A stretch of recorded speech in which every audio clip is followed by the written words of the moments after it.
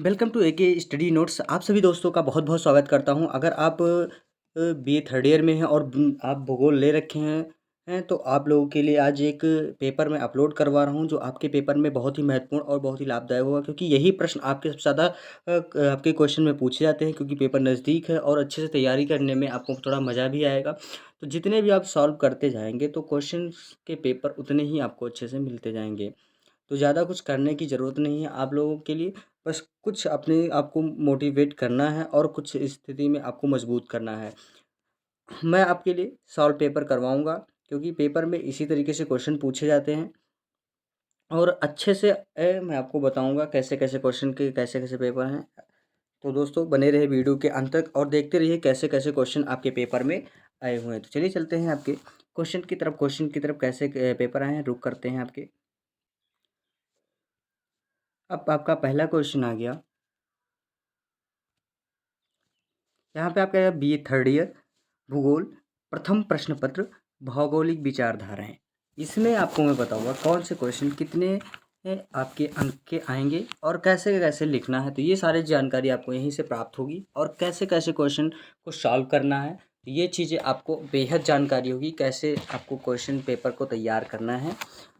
और इसमें आपको समझने वाली बात आएगी कि कैसे किस तरीके से आपको पढ़ना है। यहाँ पे आपको कैसे पेपर आया ये चीज़ें पहले जान लेना आपको आवश्यक है। यहाँ पे देखा है सभी खंडों के उत्तर निर्देशानुसार दीजिए। खंड आ, नोट आपका देखा है सभी प्रश्नों के उत्तर दीजिए। प्रत्येक प्रश्न का उत्तर लगभग 50 शब्दों में, यानी कि आपका होगा 50 शब्दों में अनिवार्य होगा ही होगा। अब बात करेंगे आपके पहले क्वेश्चन के, पहले के फर्स्ट क्वेश्चन में हृदय स्थल सिद्धांत। हृदय स्थल सिद्धांत है क्या, इसके बारे में मैं आपको थोड़ा बहुत बताऊंगा, क्योंकि हृदय स्थल सिद्धांत में कैसे क्वेश्चन है आइए बताते हैं। हृदय स्थल सिद्धांत है मैकिंडर के अनुसार, यानी कि मैकिंडर जो हमारे महाशय हैं मैकिंडर जी, मैकिंडर के अनुसार, मैकिंडर के अनुसार प्राचीन दुनिया के तीनों महाद्वीप यानी कि यूरोप, एशिया एवं अफ्रीका, यानी कि यूरोप, एशिया और अफ्रीका, इसमें आपका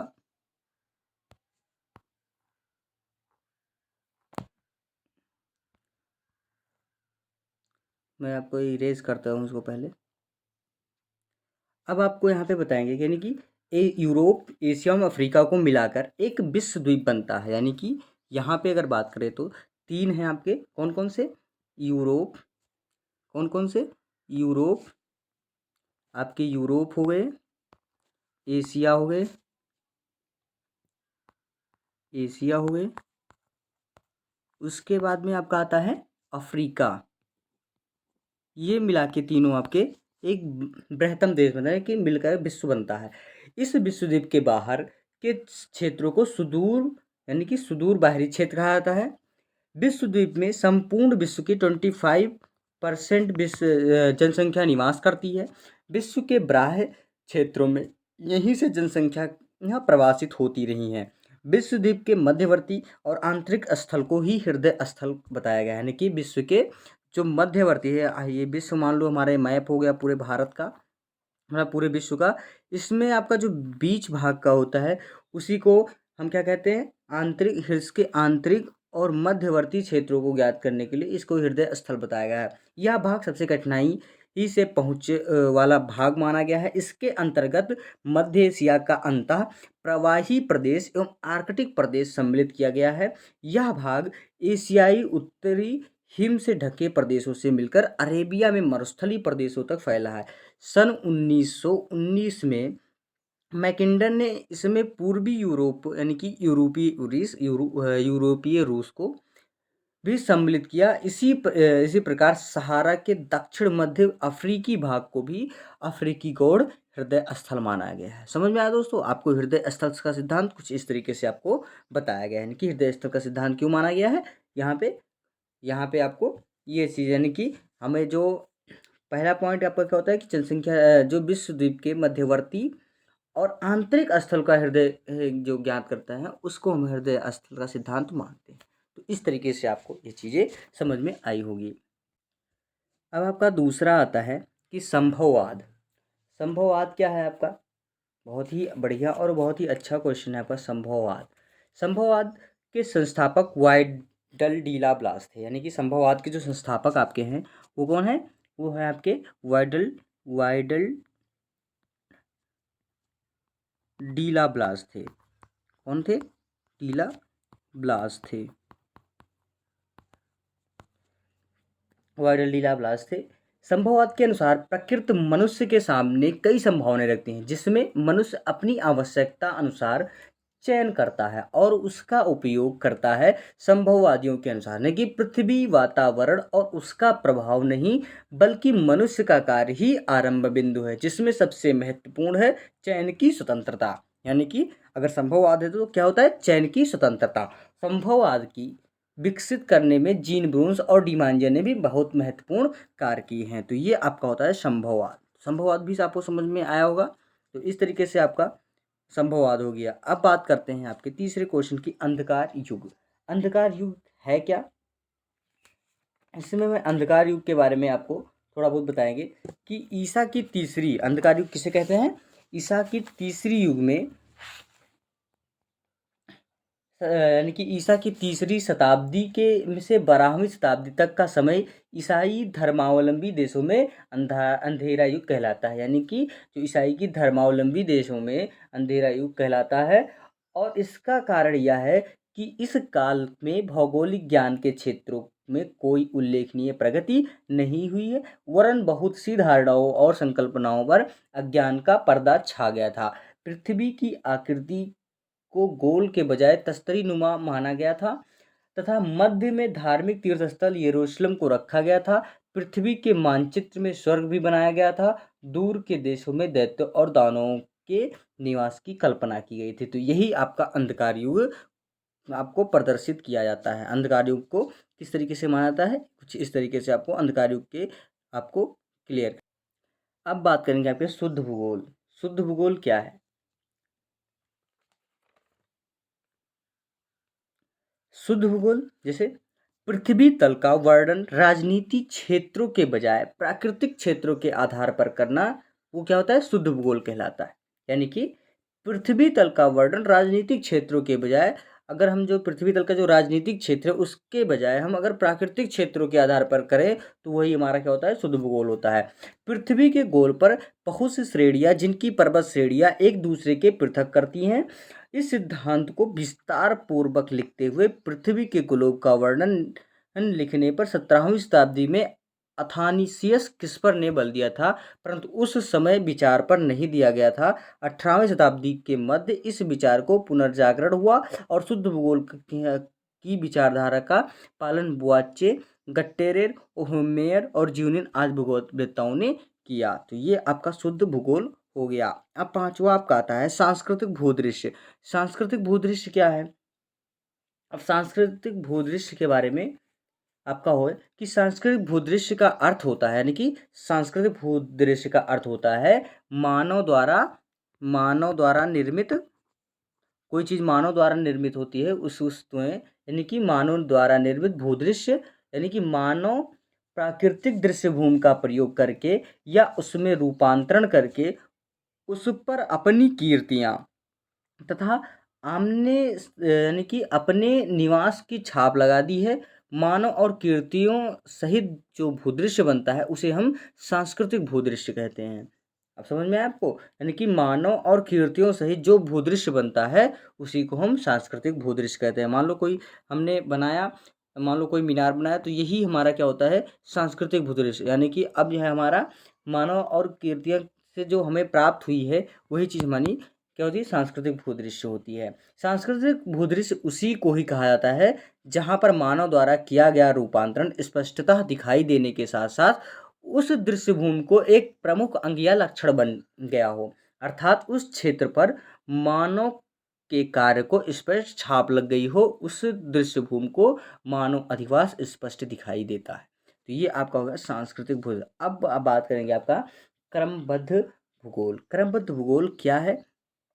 क्रमबद्ध भूगोल आपका है कि इस उपागम में भूगोल के विभिन्न उपकरणों जैसे भू आकृतिकी, जलवायु, मिट्टियों, वनस्पति, जंतु जगत, खनिज पदार्थ आपका हो गया, उसके बाद में आपका जनसंख्या हो गया, आर्थिक व्यवसायों हो गए, कृषि उद्योग, परिवहन, व्यापार आदि का अध्ययन समस्त पृथ्वी भर के लिए होता है। इसमें प्रत्येक प्रकरण या तत्व सम्मिश्रण का विश्लेषण होता है और संसार में उसके वितरण या क्षेत्रों में प्रदेशों का सीमांकन होता है। यही आपका क्रमबद्ध भूगोल है। संक्षेप में अगर बात करें तो क्रमबद्ध वर्गीकरण की रीति में प्रत्येक भौगोलिक तत्व सम्मिश्रित के गुणों और विशेषताओं का विश्लेषण होती है तथा संसार में इसके वितरण के प्रदेश भी समझाए जाते हैं। तो ये आपका होता है क्रमबद्ध भूगोल। क्रमबद्ध भूगोल यही आपका माना जाता है, यानी कि ये सारी चीज़ें आपका भू आकृतिक, जलवायु, मिट्टी, वनस्पति, जंतुजगत, इसके आधार पर हम लोग अगर कोई अध्ययन करते हैं पृथ्वी के लिए तो यही हमारा क्रमबद्ध भूगोल होता है। अब बात करेंगे कोलंबस, यानी कोलंबस की भौगोलिक खोज। अब कोलंबस की भौगोलिक खोज के बारे में आपको बताऊंगा कि जेनेवा, ये पहले चीज़ें आपको ये थोड़ा बहुत जानकारी प्राप्त होना बहुत ही आवश्यक है। ये चीज़ें आपको मैं बताऊंगा। उसका पहला आपका आता है कोलंबस। ये आपके कोलंबस जी जो आपके हैं ये कहाँ के हैं? ये जेनेवा निवासी हैं। कहाँ के हैं ये? पहले आपका ये जेनेवा के हैं। उसके बाद में जेनेवा निवासी कोलंबस ने नई दुनिया अर्थात अमेरिका की खोज की। इन्होंने किसकी खोज की थी? यानी कि कोलंबस ने आपकी अमेरिका की खोज की थी। यानी क्रिस्टोफर कोलंबस द्वारा अपनी यात्रा का प्रारंभ उन्होंने 1473 ईस्वी में किया। उसके द्वारा अमेरिका के अतिरिक्त अन्य देश जैसे डोमिनिका, हैती का पूर्वी भाग है, यानी कि मेरी ग्रांटे और ला द्वीप, जमैका, क्यूबा द्वीप, केप वर्डी द्वीप, फिर यानी कि ट्रिनिडाड, हैती तथा पश्चिमी द्वीप समूहों की खोज की थी। तो यही इनका कोलंबस की जो भौगोलिक खोजें थी तो कुछ इस प्रकार थी। तो इस तरीके से आपको 50 शब्दों में लिखना है ये सारे क्वेश्चन। अब बात करते हैं नेक्स्ट क्वेश्चन की तरफ हम लोग करते हैं। अब बात करते हैं आपके आर्यभट्ट जी के बारे में, यानी कि आर्यभट्ट का योगदान के बारे में बताएंगे। यहाँ पे आर्यभट्ट ने सर्वप्रथम बताया कि सूर्य ग्रहण, यानी कि आपका होता है सूर्य ग्रहण, यानी कि आर्यभट्ट जी ने आपका बताया, आर्यभट्ट जी ने क्या बताया था कि आपका आर्यभट्ट ने बताया कि सर्वप्रथम सूर्य ग्रहण व चंद्र ग्रहण पृथ्वी व चंद्रमा की छाया के द्वारा होता है। इसने पाई का मान बताया था। इन्होंने क्या बताया था? पाई का मान बताया था। पाई का मान जो आपको पता होगा कि 22/7 होता है। उसके बाद में फिर आपको यहाँ पे बताया कि पृथ्वी की परिधि के माप का अनुमान लगाया। सूर्य स्थिर है तथा पृथ्वी सूर्य का चक्कर लगाती है। इनकी प्रमुख रचना क्या है? आर्यभट्टियम। इनकी प्रमुख रचना क्या थी दोस्तों? आर्यभट्टियम थी। तो इस तरीके से इनका रचना था। और भारत में सर्वप्रथम प्रक्षेपित उपग्रह का नाम इन्होंने आर्यभट्ट के नाम से पर किया गया। सर्वप्रथम आर्यभट्ट ने ही बताया था कि पृथ्वी अपनी धुरी पर घूमती है जिसके कारण दिन व रात होती है। तो इन्होंने आर्यभट्ट जी ने ये चीज़ें आपको यहाँ पे क्लियर किया था। अब बात करते हैं आपके नेक्स्ट क्वेश्चन की तरफ, यानी कि आपका होता है होमर की 2 पुस्तकों के नाम लिखे। यानी कि होमर की जो 2 पुस्तकें हैं उसके बारे में मैं बताऊंगा। यानी होमर की जो 2 पुस्तकें हैं, यानी होमर ईसा पूर्व 9वीं शताब्दी के प्रमुख यूनानी विद्वान थे। यानी कि होमर ये कहाँ के थे? होमर जी यूनानी के थे। और इनकी जो 2 प्रमुख ग्रंथ हैं, पहला तो आपका आता है इनके में, पहले में है यानी कि इलियड। पहला इनका क्या है? इलियड। और दूसरा आपका आता है इनका, दूसरा आता है ओडिसी। क्या आता है? ओडिसी। तो ये इनकी प्रमुख जो रचनाएं हैं, ये उनकी रचनाएं हैं। तो इस तरीके से इन्होंने अपना योगदान दिया।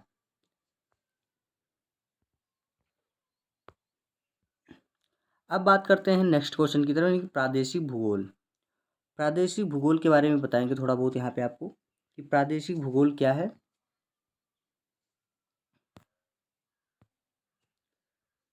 प्रादेशिक भूगोल में आपका है इसमें समस्त पृथ्वी का अध्ययन एक साथ करने के बजाय, यानी कि इसमें क्या बताया गया है कि समस्त पृथ्वी का अध्ययन एक साथ करने के बजाय पृथ्वी को मिलती जुलती समान भौगोलिक दशाओं वाले समांगी प्रदेशों में, समांगी यानी कि एक समान प्रदेशों में बांट दिया जाता है, जिनमें से प्रत्येक क्षेत्र के अंदर भौगोलिक दशाएं प्रायः मिलती जुलती सी होती हैं तथा प्रत्येक प्रदेश में किसी प्रकार की आंतरिक संबद्धता ही प्रादेशिक भूगोल है।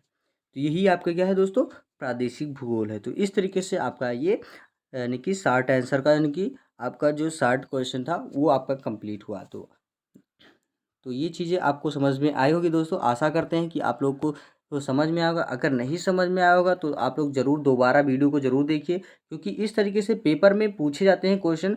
और दोस्तों इतना मैं मेहनत आपके लिए करता हूँ तो ज़रूर एक लाइक बनता है आपके लिए, और सब्सक्राइब करना ना भूलें चैनल को। और उसके बाद में चैनल को सब्सक्राइब करेंगे तो आपका जो मैं वीडियो बनाऊँगा वो नोटिफिकेशन आप लोगों को मिलेगा, तभी आप लोग अच्छे से पढ़ सकेंगे। क्योंकि आपको बैक टू बैक क्लासेस देते रहते हैं, चूँकि क्यों और सारे इसमें आपके जो आपके क्वेश्चंस होते हैं, इसके बाद में फिर आपका जो सिलेबस है वो चीज़ें आपको यहाँ पे मैं बताता रहता हूँ। अब आप बात करते हैं अब यहाँ पे आपको बताएंगे दोस्तों कि यहाँ पे आपका आता है नोट, सभी प्रश्नों के उत्तर दीजिए। प्रत्येक प्रश्न का उत्तर लगभग 200 शब्दों में होना चाहिए। यानी कि आपका क्वेश्चन दूसरा आपका आता है हम्बोल्ट के भौगोलिक योगदानों का उल्लेख कीजिए। यानी कि हम्बोल्ट जी का जो भौगोलिक योगदान था उसके बारे में थोड़ा बहुत मैं आपको बताऊंगा। और इसमें थोड़ी आपको ये चीज़ें जानकारी भी होनी चाहिए। और अगर आपको इसके आपको सिलेबस का PDF चाहिए या वीडियो चाहिए तो आपको मैं पहले बता ही चुका हूँ, लेकिन आपको इसमें मैं थोड़ा बताऊंगा कि भूगोल को आधुनिक वैज्ञानिक आधार पर प्रदान करने और उसके विकास में हम्बोल्ट का महत्वपूर्ण योगदान रहा है। यानी कि हम्बोल्ट जी का इसमें बहुत ही महत्वपूर्ण योगदान रहा है। इन्होंने अपनी बहुमुखी प्रतिभा से विज्ञान की हर शाखा को पुष्टि किया है। इतना अधिक शाखाओं पर कार्य का संक्षिप्त चित्रण करना कठिन है। समय समय पर उसने अनेक विज्ञानों जैसे वनस्पति विज्ञान हो गया आपका, उसके बाद में फिर आपका आता है भौतिक, रसायन, शरीर रचना विज्ञान, शरीर क्रिया विज्ञान, इतिहास और भूगोल में अन्वेषण किया।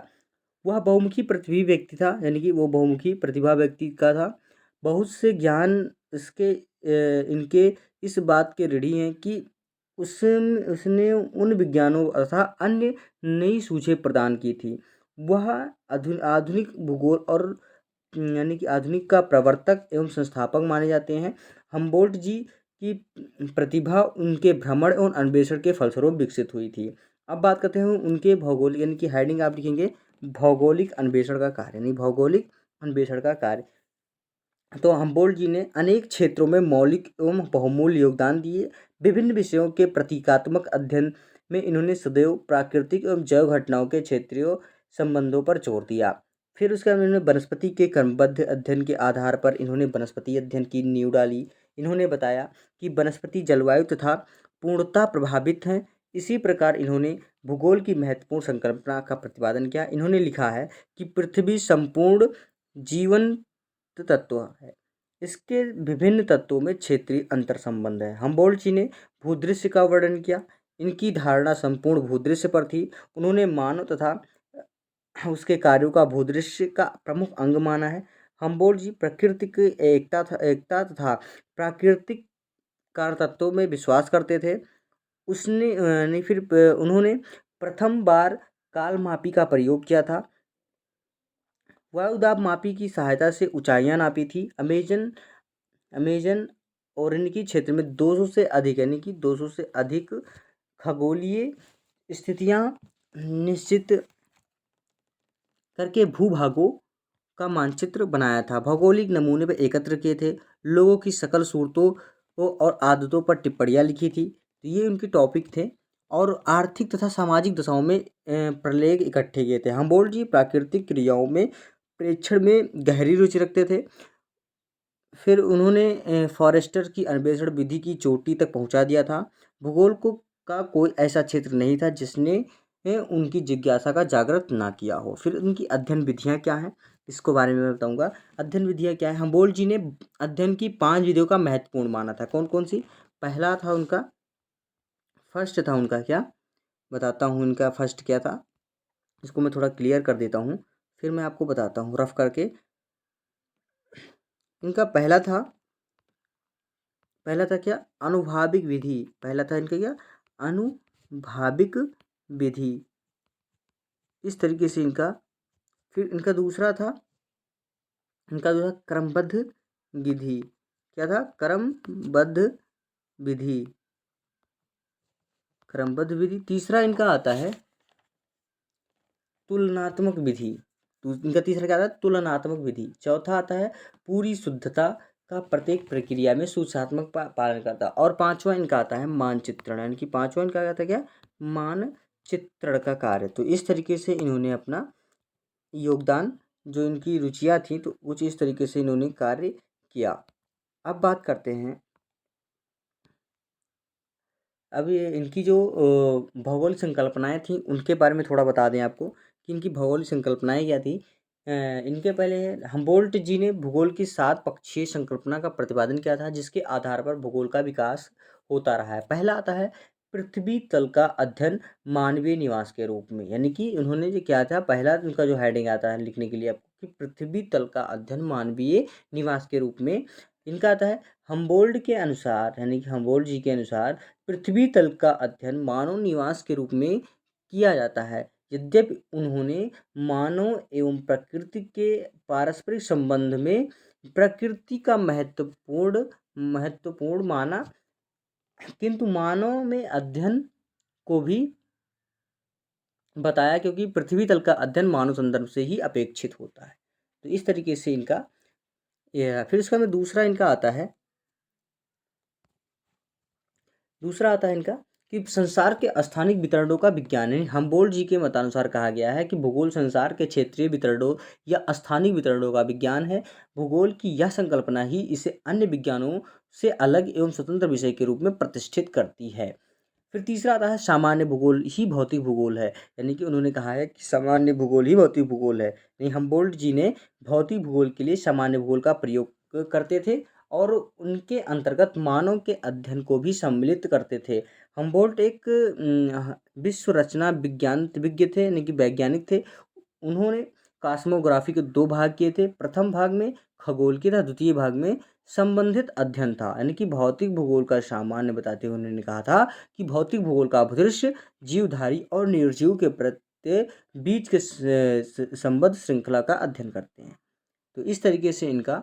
फिर उसका भूगोल संबंधों का अध्ययन है, यानी कि हम्बोल्ट जी के अनुसार कहा गया है कि भूगोल का उद्देश्य भौतिकीय एवं मानवीय संबंधों तथा जैव तथा अजैव संबंधों का अध्ययन करना था। यानी कि बात करते हैं तो संबंधों के विषय में हम्बोल्ट जी ने अपने ग्रंथ में कॉस्मॉस में लिखा था कि पृथ्वी एक जीवंत इकाई है तथा इसमें विभिन्न तत्वों में पारस्परिक अंतर संबंध है। तो ये आपका भूगोल संबंधों का अध्ययन है। पांचवा था संसारिक दृश्य घटनाओं की सक्षमता। हम्बोल्ट जी ने लिखा था कि दृश्य घटनाएं अर्थात दिखाई देती हुए परिवर्तनों के मध्य अपरिवर्तनशीलता अर्थात स्थिरता को पहचान लेना भूगोलवेत्ता का कर्तव्य है।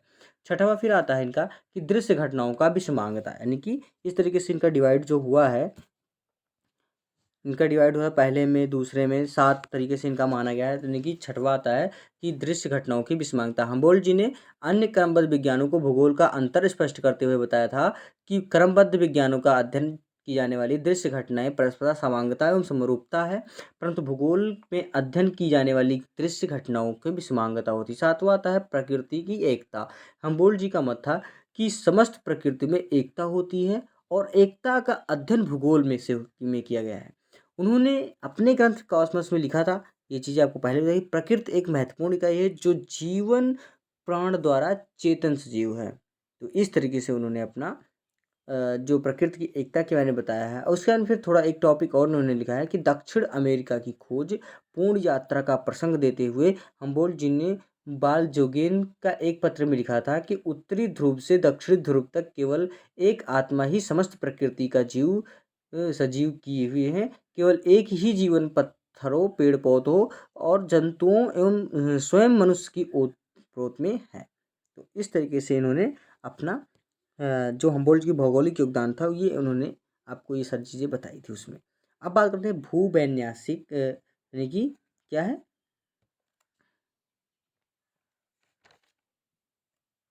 हाँ, भूवैन्यासिक एवं स्थानीय संगठन की अवधारणा।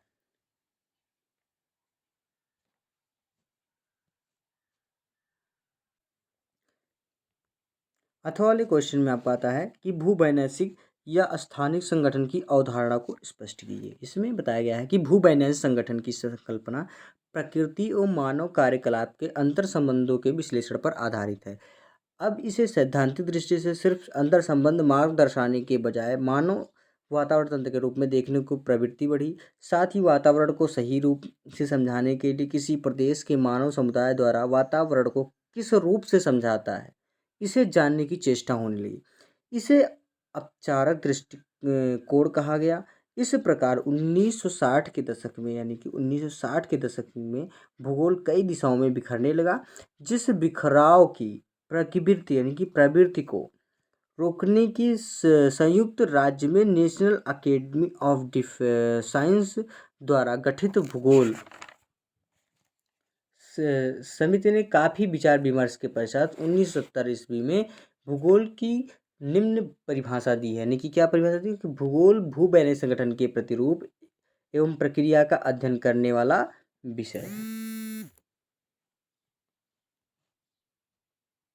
फिर इसके बारे में कहा गया है कि भूवैन्यासिक यानी कि भूवैन्यासिक संगठन से तात्पर्य है कि विभिन्न मानव कार्यकलाप का परस्पर अंतर संबंधित अवस्थित। उदाहरण के लिए अगर बात करें तो किसी क्षेत्र में नगरों के आसपास मार्गों का संगम हो जाता है। मार्ग संगम एवं नगर सुविधाओं को आकर्षित होकर वहाँ कई उद्योग स्थापित होते हैं। इन उद्योगों में काम करने वाले तथा नगर में रहने वाले लोगों की आवश्यकता पूर्ति हेतु नगर के संभववर्ती देहात में साग सब्जी, दूध तथा अन्य नकदी फसलों के उत्पादन पर अधिक जोर दिया जाता है। जैसे जैसे नगर से दूरी बढ़ती है, जनसंख्या घनत्व घटने लगता है, कृषि में अन्न उत्पादन की प्रमुखता हो जाती है।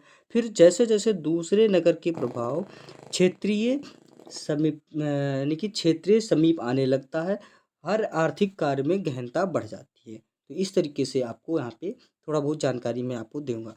उसके बाद में फिर आपका मैं नेक्स्ट क्वेश्चन कर लूँगा, क्योंकि सारे क्वेश्चन मैं आपको इतने में थोड़ा बहुत नहीं, चूँकि डिफाइन नहीं कर सकता हूँ। जो कुछ मैं आपको थोड़ा बहुत समझा सकता हूँ इसमें मैं आपको समझाता हूँ। उसके बाद में फिर आपको तीसरा क्वेश्चन बताऊँगा कि ब्लास के भौगोलिक योगदानों का संक्षेप में वर्णन कीजिए। इसका अगर आप लोगों को सिलेबस चाहिए तो सिलेबस मैं आपको पहले बता चुका हूँ। एक एक पॉइंट मैं आपको बताया हूँ। ऐसा नहीं कि आपको वीडियो में बताया नहीं है, सारी चीज़ बताया हूँ। तो आप लोग ज़रूर देखते रहिए वीडियो को, क्योंकि ये सारे वीडियो में मैं कुछ ना कुछ ज़रूर बताता रहता हूँ। और चैनल को सब्सक्राइब नहीं कर, ज़रूर सब्सक्राइब कर दें और एक दूसरे को शेयर भी करते रहिए अपने दोस्तों को, क्योंकि ऐसे क्वेश्चंस आपके पेपर में बहुत ज़्यादा पूछे जाते हैं। अब बात करते हैं ब्लास के भौगोलिक।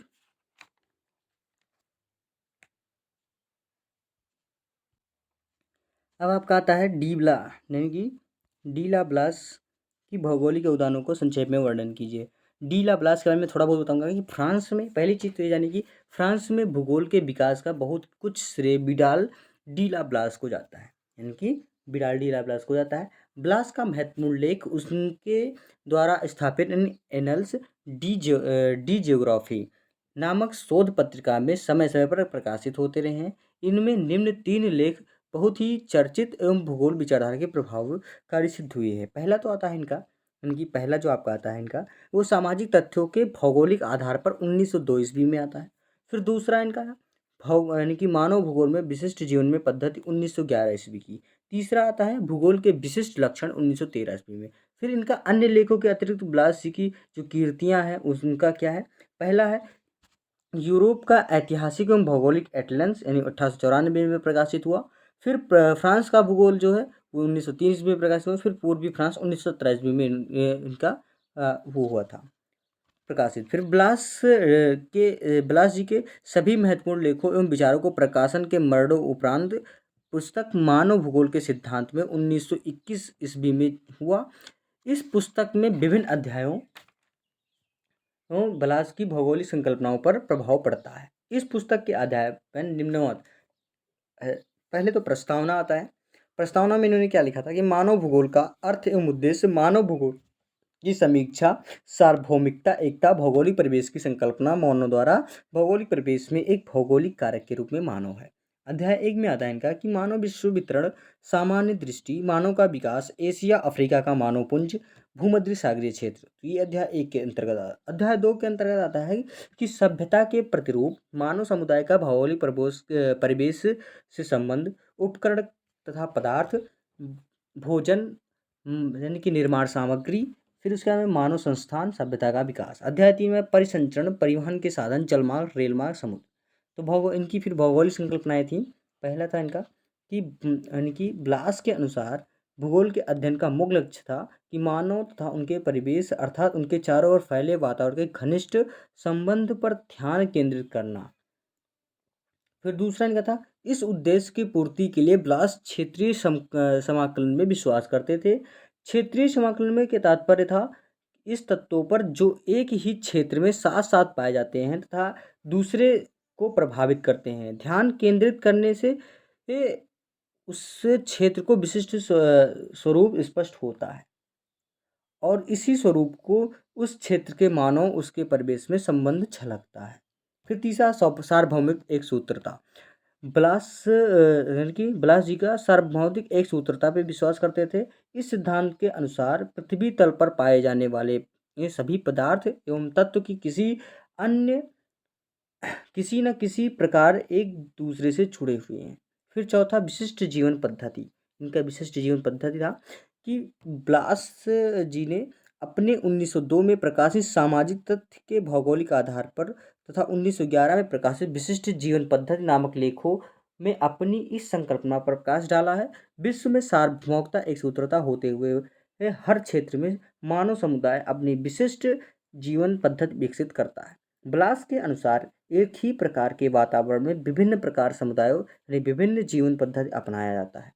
फिर आता है पांचवा यानी ब्लास जी ने प्रादेशिक भूगोल को समर्थक थे। मानव समुदाय है उनके परिवेश के मध्य घनिष्ठ संबंधों को व्याख्या छोटे समरूपों के क्षेत्रों के अंतर्गत ही भली भांति किया जा सकता है। ब्लास के अनुसार कहा गया है कि भौगोलिक अध्ययन दो पक्ष में है, प्राकृतिक तथा मानव। किसी प्रदेश में ये दोनों पक्ष किसी अंतर संबंधित होते हैं। पहला तो आता है कि भूगोल धरातल के तत्वों की जो इनकी संकल्पनाएं थी उनके बारे में बताऊंगा कि भूगोल धरातल के तत्वों के एक सूत्रता का मानते थे। फिर अतएव भूगोल के अध्ययन में तत्वों में सहचर उत्पन्न वर्गीकरण पर ध्यान दिए जाते थे। दूसरा आता है विभिन्न सहचर प्रतिरूपों में भिन्न भिन्न क्षेत्रों में स्थित होने के कारण कोई भी तत्व विश्व भर में एक साथ नहीं दिखाई पड़ता है। तीसरा आता है कि भूगोल में मानव पर वातावरण विशेषकर जलवायु एवं वनस्पति के प्रभाव को मापने का प्रयास किया जाता है। फिर चौथा आता है भूगोल विभिन्न तत्वों में विभिन्न क्षेत्रों में सह संबंध का वर्णन एवं उनकी व्याख्या करते हैं। पांचवा आता है भूगोल में पृथ्वी तल के मनुष्य द्वारा किए गए परिवर्तनों को भी अपने प्रयास में किया जाता है। छठवा आता है कि इस प्रकार में भूगोल में भूतल तत्वों को वैज्ञानिक विधि में परिभाषित करते हैं। फिर आपका नेक्स्ट क्वेश्चन है भूगोल एक अनुशासनिक विज्ञान है, व्याख्या कीजिए। अच्छा वाला क्वेश्चन आप कर सकते हैं इस तरीके से। फिर आपका आता है इसमें थोड़ा मैं आपको बता देता हूँ कि भूगोल एक अंतरा अनुशासनिक विज्ञान है। तो इसमें आपको थोड़ा बता दूं कि किस तरीके से कि भूगोल एक अंतरा अनुशासनिक विज्ञान है। इसमें अभिप्राय है कि भूगोल किसी न किसी रूप से तथा मात्रा में दूसरे विज्ञानों में समाया हुआ रहता है और दूसरे विज्ञान किसी न किसी रूप और मात्रा में भूगोल में समाहित है। यानी भूगोल के दो उपागम है। पहला आपका है इसमें क्रमबद्ध उपागम तथा दूसरा प्रादेशिक उपागम या भूगोल। ये दोनों ही उपागम परस्पर संविष्ट हैं अर्थात दोनों विधियां या रीतियां एक दूसरे में समाई हुई हैं। भूगोल की दोनों रीतियां परस्पर समविष्ट रहने के साथ साथ भूगोल की एक विशेषता यह भी है कि भूगोल दूसरे कई विज्ञानों तथा मानवीय विज्ञानों में समाया रहता है तथा उस उपविषयों पर परस्पर जोड़ता है। यानी कि यहाँ पे बताया गया कि प्रसिद्ध जर्मन भूगोलवेत्ता रिchthofen ने 19वीं शताब्दी के अंत में और हैटनर ने 20वीं शताब्दी के आरंभ में अन्य विज्ञानों में भूगोल को समाकलन अनुशासन का स्थान दे दिया था। यानी कि इनका तात्पर्य यह है कि भूगोल बहुत ही विज्ञान यानी कि बहुत से विज्ञानों को परस्पर संबद्ध करने में एक श्रृंखला का कार्य करता है और बहुत से विज्ञानों को अपने समविष्ट कार्य करने के पूर्ण इकाई बनाता है। तो इस तरीके से आपको थोड़ा बहुत इसमें बताया। अगर इसका मैं आपको पहले बता दूं कि अगर आपको पूरा पूरा देखना है वीडियो तो आप ज़रूर देखिएगा, कि मैं आपको इससे पहले सारी वीडियो अपडेट करा चुका हूँ। थोड़ा बहुत आपका इसमें आपको थोड़ा काट काट के मैं बता रहा हूँ, थोड़ा समझने के लिए मैं बता रहा हूँ, क्योंकि इसमें सारी चीज़ें आपको थोड़ा तैयारी करने का होता है। अब बात करते हैं, नेक्स्ट क्वेश्चन की तरफ चलते हैं। अब यहाँ पे आपको बताएंगे कि कार्ल सावर के भौगोलिक उदाहरणों का संक्षेप में वर्णन किया। कार्ल सावर अमेरिकी भूगोलवेत्ता थे। सन 1825 ईस्वी में उन्होंने भूदृश्य की, इसमें आपको थोड़ा थोड़ा बहुत बता दूं कि अमेरिकी यानी कि यहाँ पे अकारिकी नामक पुस्तक लिखी है। इसके द्वारा उन्होंने भूगोल में क्षेत्र विश्लेषण पर बल देने का आग्रह किया है। उन्होंने भूगोल का अध्ययन क्षेत्र विभिन्न क्षेत्रों को विशिष्ट स्वरूप जिसे वे भूदृश्य कहते हैं, इनका विश्लेषण करके बताया है इन्होंने। इनकी महत्वपूर्ण कीर्तियां जो हैं, पहले कीर्तियां आप जान लीजिए कि इनकी पहली कीर्ति थी कि जैव जगत को मानवीय उपयोग। दूसरा है स्थल एवं जीवन को 1926 से 1960 के मध्य लिखे गए निबंधों का संग्रह है। तीसरा आपका आता है इनका कि भूदृश्य आकारिकी। चौथा आपका आता है ओजार्क उच्च भूमि। पांचवा इनका आता है कृषि उसके उद्गम एवं प्रकार। छठवां आता है इनका छठवां आता है कि सांस्कृतिक भूगोल। तो इस तरीके से इन्होंने इनकी जो रचनाएं थी, इनकी जो कीर्तियां हैं ये। अब इनकी भौगोलिक संकल्पनाएं क्या क्या हैं आइए आपको बताता हूँ। इनकी भौगोलिक जो संकल्पनाएं हैं, संक्षेप में सावर की भौगोलिक संकल्पनाएं निम्नवत हैं। नंबर 1, कार्ल सावर हेटनर एवं अन्य भूगोलवेत्ताओं के इस मत से सहमत थे कि किन्हीं दो तत्वों अथवा तत्व समूहों जैसे प्राकृतिक एवं मानव आकृति के बीच कारण कार्य संबंध स्थापित करना मात्र भूगोल का अध्ययन क्षेत्र नहीं हो सकता है। अतएव प्राकृतिक वातावरण, अजैव तत्व तथा मानव तथा जैव तत्वों के मध्य संबंध का अध्ययन भूगोल का विषय वस्तु नहीं है। दूसरा आता है इनका कि भूगोल भूतल पर किसी क्षेत्र पर परस्पर संबंधित तत्वों का अध्ययन करता है तथा प्राकृतिक एवं मानव के दोनों प्रकार के तत्वों का क्षेत्रीय विभिन्नता ही व्याख्या करता है। तीसरा आता है कि भूगोल प्राकृतिक भूदृश्य के क्रमशः मानवकृत भूदृश्य में रूपांतरण की प्रक्रिया पर ध्यान केंद्रित करता है। चौथा, भूगोल के प्राकृतिक वातावरण एवं महा तत्वपुंजों का अध्ययन करता है जो मानव के उपयोग की दृष्टि से महत्वपूर्ण है। अस्तु भूगोल मानव केंद्रित विज्ञान है। फिर पांचवा है भूगोल के अंतर्गत किसी क्षेत्र में मानव द्वारा अधिपात एवं उपयोग प्रतिरूप के कर्मी विकास पर ध्यान दिया जाता है। छठवां है भूगोल हेतु किसी क्षेत्र में द्रष्टव्य मानवकृत तत्व जैसे अधिवास, उत्पादन यानी भूमि के उपयोग एवं कारखाने, परिवहन तथा जनसंख्या घनत्व अधिक महत्वपूर्ण तत्व हैं। फिर आपका थोड़ा इसमें बता दूं कि आपका है कि सावर मनुष्य के जीवन पद्धति तथा प्रकृति के अजैव तत्व एवं पशु तथा पौधों के साथ घनिष्ठ सामंजस्य स्थापित करने के पक्ष में थे। दृष्टि से सरल जीवन यापन करने वाले समुदाय के बेहतर मानते। तो ये इनका जो संकल्पनाएं थी कुछ इस प्रकार था। थोड़ा बहुत मैं आपको इसमें बताया है। उसके बाद फिर आपका आता है सोवियत रूप। फिर आपका नेक्स्ट क्वेश्चन की तरफ यानी कि अथवा वाला आप कर सकते हैं यहाँ पे। अथवा वाला कि अन्वेषण काल में भूगोल के विकास का वर्णन किए। अब अन्वेषण काल के बारे में थोड़ा बहुत बता दें आपको हम कि अन्वेषण काल होता क्या है।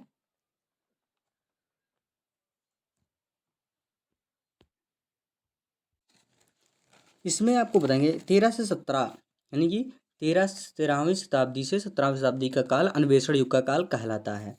इस पुनर्जागरण काल भी कहते हैं। इस युग में अन्वेषण कार्यकाल ज्ञानवर्धक तथा समस्त पृथ्वी अधिक प्रसार करने वाली जो कीर्तियां थी वे इस प्रकार थीं। किस प्रकार थी आइए आपको बताते हैं कि पहला था आपका कि संसार भर में महाद्वीपों एवं महासागरों को पार करती हुई नए नए देशों विदेशों को भौगोलिक, व्यापारिक, राजनीतिक यात्राएं तथा मार्गों, द्वीपों, महाद्वीपों आदि प्रदेशों की खोज की। यूरोपीय देशों, एशियाई देशों, उत्तरी एवं दक्षिणी अमेरिका, ऑस्ट्रेलिया आदि की खोजें की तथा अटलांटिक, पैसिफिक व हिंद महासागर के की मार्गों की खोजें भी इस काल में हुई थी। दूसरा आपका हुआ इस काल में क्या खोज हुई थी कि कुछ यांत्रिक आविष्कार और महत्वपूर्ण सिद्धांतों का प्रतिपादन। तीसरा आपका था भूगोल की वैज्ञानिक विचारधाराओं और विश्व सर्वेक्षण चार्टों का विधिवत संकलन एवं क्रमबद्धीकरण हुआ। उसके बाद में फिर आपका आता है अन्वेषण युग के प्रमुख यात्रियों में विलियम शुरूसरेक, मार्को पोलो, पुर्तगाल नाविकों के कार्यों, Vasco D gamma, Albuquerque, Columbus आदि नाम विशेष महत्वपूर्ण है इसमें। फिर इसमें आपकी जो अन्य खोज जो हुई वो यात्रियों में अंग्रेज यात्री जॉन कैवेट, अमेरिको बिरक्यू Magellan, Francis Drake, Hudson Tasman आदि ने विभिन्न देशों में आवागमन किया। ब्रिटेन, फ्रांस एवं जर्मनी से बहुत से परिवारों यानी उत्तरी अमेरिका, दक्षिण अफ्रीका, ऑस्ट्रेलिया, न्यूजीलैंड आदि में जाकर बसने लगे। डच लोग पूर्वी द्वीप समूह में बसने लगे और कुछ लोग विदेश भी चले गए। तो इस तरीके से जो पुनर्जागरण काल में इन्होंने अपना पूरा सारा चीज़ें क्लियर किया। फिर इसमें मार्को पोलो, वेस्पुक्की, रिचर्ड हकविलत आदि ने भौगोलिक वर्णन लिखे।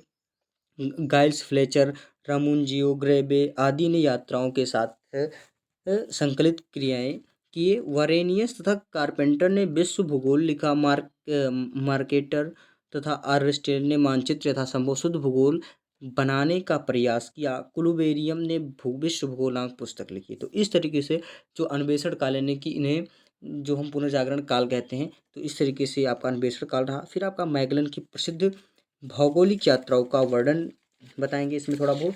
इसमें भी थोड़ा बहुत आपको बता दें कि इसमें क्या क्या चीज़ें हैं।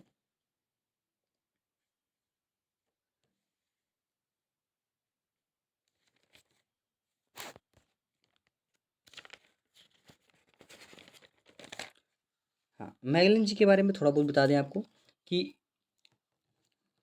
जो इन्होंने मैगलन की जो प्रसिद्ध भौगोलिक यात्रा की जो वर्णन हुआ है इसका हमें इस युग में कोलंबस तथा वास्को डी गामा के पश्चात तीसरा सबसे बड़ा अन्वेषक मैगलन हुए जो मैगलन की भी पश्चिम दिशा में एशिया पहुंचने का उत्कट इच्छा बड़ा अन्वेषक मैगलन हुआ था। वह भी कोलंबस की भांति पुर्तगाली शासकों में अपने अभियान की सार्थकता का विश्वास विश्वास दिलाने में असमर्थ रहा, परंतु 1518 ईस्वी में स्पेन की राजा उसकी यात्रा के लिए प्रबंध करने की राजी हो गए। फिर दक्षिणी अमेरिका में उत्तरी भाग को पता लगाने वाले विभिन्न अन्वेषकों में अनुभवों को लाभ उठाते हुए मैकलन ने इस महाद्वीप के पार जाने का रास्ता ढूंढने लगे। यहाँ 5 जीर्ण जहाज़ों के बेड़े के साथ रवाना हुए। ब्राज़ील तट के किनारे किनारे किनारे 1520 में के जाड़े की ऋतु। उसके बाद में फिर इन्होंने बेड़ा पेंटागिनियन तक पहुंच पाए। 15 अक्टूबर 1520 में अंततः वह दक्षिण अमेरिका की आखिरी छोर पर पहुंचे और वह वहां से उत्तर पश्चिम की दिशा की ओर आ गया और 360 मील की लंबाई वाली इस जल संधि को जिसका नाम मैगलन ही पड़ गया पार करने में उसके बेड़े को 33 दिन लगे, क्योंकि अति तीव्र गति से चलने वाला पछुआ हवाओं और गरजता चलीसा के कारण जहाज़ों की गति मंद थी और वहां से प्रशांत महासागर में उत्तर पश्चिम दिशा में 98 दिन की यात्राओं के पश्चात वह गुआम द्वीप पहुंच सके। तो इस तरीके से इन्होंने अपना जो कमान संभाला था इस जहाज़ के नेतृत्व में कानों से संभाला था। फिर अफ्रीकी महाद्वीप के चक्कर लगाने में 30 जुलाई 1522 ईस्वी को अपनी यात्रा पूरी की। मैगलेन भी अपनी एक पूर्वी यात्रा को अरब सागर हिंद महासागर के रास्ते मोलुक्का द्वीप तक आ चुके थे। इस प्रकार मैगलन पहले अन्वेषक थे जिसने पृथ्वी का चक्कर लगाया।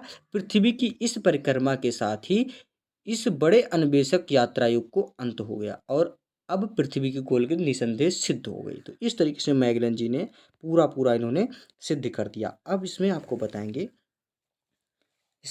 सोवियत रूस के भूगोलवेत्ताओं के योगदान, यानी कि सोवियत रूस के जो भूगोलवेत्ता है उसके बारे में थोड़ा बताइए। अथवा वाला क्वेश्चन है, ये भी आप लोग कर सकते हैं, ऐसा कि नहीं है कि आप नहीं कर सकते हैं।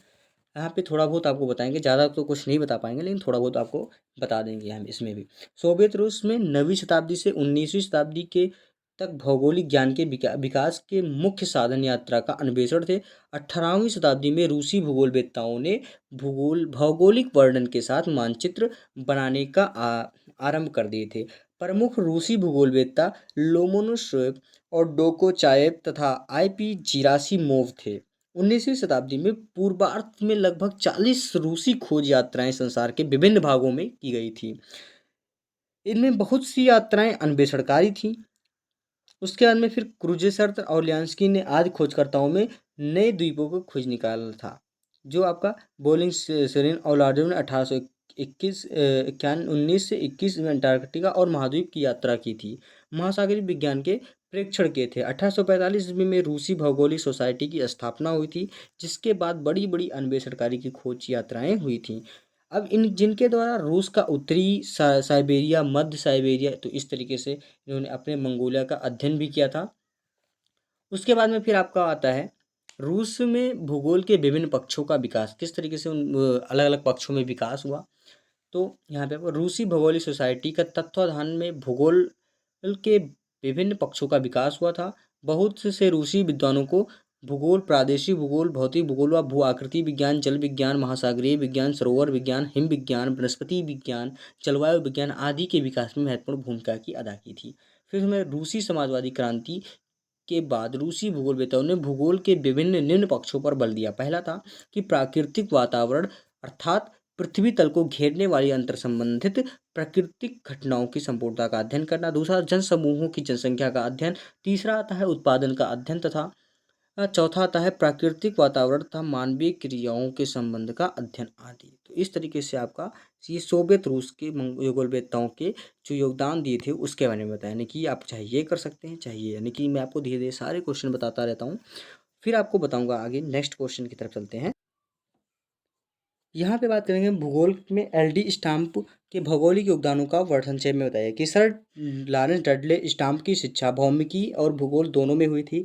वह आज 1923 से 26 तक रंगून विश्वविद्यालय तथा 26 से 25 तक लंदन विश्वविद्यालय में विभिन्न पदों पर भूगोल के प्रोफेसर रहे थे और उन्होंने क्लर्क, एडमिरा, स्टॉकहोम, वार्सा आदि पर विश्वविद्यालय में अनरेटेड डॉक्टरेट की उपाधियां भी प्रदान की थी। स्टाम्प जिन्हें भूगोल में लगभग 30 पुस्तकें लिखी थी और संपादित भी की थी। उसके द्वारा लिखित लिखित जो है वो एशिया, भारत और बर्मा, ब्रिटिश भूगोल, संसार के प्रत्येक महाद्वीप का भूगोल, संसार का सामान्य भूगोल, वाणिज्य भूगोल, अनुप्रयुक्त भूगोल आदि प्रसिद्ध ग्रंथ हैं। उनकी प्रतिभा बहुमुखी थी। इसके सभी ग्रंथ बहुत प्रसिद्ध, विशेषकर निवेदन। अच्छे ग्रंथ क्या विख्यात हैं? पहला आपका है ग्लोसरी ऑफ ज्योग्राफिकल टर्म्स। दूसरा आपका है the geography of life and death. तीसरा था some aspect of medical geography. चौथा है land of tomorrow, the underdeveloped world. पांचवा आपका आता है हैंडबुक एंड कॉमर्शियल ज्योग्राफी। छठवा था इनका the land of Britain, use of misuse. सातवां था the British Isles geographical and economy survey. आठवां था Asia a regional and economic geography. नौवां था Africa a study and tropical development. 10वां आता है इनका history of land use and arid regions. 11वां आपका आता है डेवलप्ड वर्ल्ड और 12वां फिजिकल ज्योग्राफी एंड जियोलॉजी। फिर 13वां आता है अप्लाइड ज्योग्राफी। 14 dictionary geography. तो इस तरीके से स्टाम्प जी ने ब्रिटेन के भूमि उपयोग का सर्वे कराया था और इस सर्वे में इनका डायरेक्ट था। उन्होंने मौलिक प्रणाली का प्रयोग किया था और उसके आधार पर प्रत्येक काउंटी की प्रति एकड़ भूमि का उपयोग रिकॉर्ड किया गया था और उनका मानचित्रण का भी कार्य किया गया था। स्टाम्प जिन्हें ब्रिटिश ज्योग्राफिकल एसोसिएशन के प्रेसिडेंट रहे थे, उन्होंने अंतर्राष्ट्रीय भूगोल संघ के प्रेसिडेंट के पद पर रहकर तथा उनकी बहुत सी समितियों का सक्रिय सदस्य रहकर भूगोल के सभी पक्षों में संगठित कराने में तथा विकास करने में महत्वपूर्ण कार्य किया था। तो इस तरीके से उन्होंने अपना संक्षेप योगदान दिया था। फिर खंड सा में आपको ये चीज़ें थी कि नोट किन्हीं 2 प्रश्नों के उत्तर दीजिए, प्रत्येक प्रश्न का उत्तर लगभग 5 शब्दों में हो। तो ये चीज़ें आपको तभी समझ में आएगा जब आपको थोड़ा लॉन्ग है, 5 शब्दों में लिखे, आपको 2 शब्दों में, वो 50 शब्दों में, तो आपको थोड़ा वो समझ में आ जाएगा, लेकिन ये चीज़ें आपको नहीं समझ में आएगी। तो इसको आपको वीडियो मैंने अपडेट करा दिया है। तो ये लॉन्ग क्वेश्चन है तो आप लोग तो उसमें से पढ़ना पड़ेगा, क्योंकि इसमें आपको थोड़ा कम समझ में आएगा। ये चीज़ें आपको मैं वहाँ से बता दूंगा। अब बात करते हैं पहला जो आपका जो क्वेश्चन है, भूगोल के विकास में भारतीय भूगोलवेत्ताओं के योगदान का वर्णन कीजिए। 8वां आपका है पुनर्जागरण की खोजों एवं आविष्कारों का वर्णन कीजिए। 9वां आपका आता है अरब काल की भौगोलिक उपलब्धियों का वर्णन कीजिए। 10वां आपका आता है हंटिंगटन के भौगोलिक योगदानों का वर्णन कीजिए। फिर 10वां आता है आपका, हाँ 11वां आपका आता है कि अमेरिका में भूगोल के विकास में डेविस के योगदानों का वर्णन किए। तो इस तरीके से आपका सेक्शन सी का भी आपको बताए हैं। तो ये सारे क्वेश्चन मैं आपको अपडेट करा दिया हूँ। कोई भी दिक्कत आ रही है आपको तो ज़रूर कमेंट बॉक्स में हमें कमेंट करके बताएं, और जितना भी हो सके आप लोग खुद पढ़िए और दूसरों को भी शेयर करिए पढ़ने के लिए, क्योंकि ये सारे क्वेश्चन पेपर में ज़रूर पूछे जाते हैं। तो इस तरीके से पेपर में क्वेश्चन पूछे जाने से आपके भविष्य की बात होती है। और वीडियो अच्छी लगे तो ज़रूर लाइक करें, चैनल को सब्सक्राइब कर दें, और दूसरों को भी शेयर करें सब्सक्राइब करने के लिए चैनल को, क्योंकि ये सारी चीज़ें आपको पढ़ने के लिए बहुत ही महत्वपूर्ण है और लाभदायक भी है। इस तरीके से पेपर में आप लोग पढ़ेंगे तो थोड़ा पेपर में आपको सहायक होगा। तो मैं अगली वीडियो के साथ कुछ अलग क्वेश्चन के साथ अपडेट कराऊंगा। तो अगली वीडियो के साथ ज़रूर उपस्थित होऊंगा। धन्यवाद दोस्तों, जय हिंद।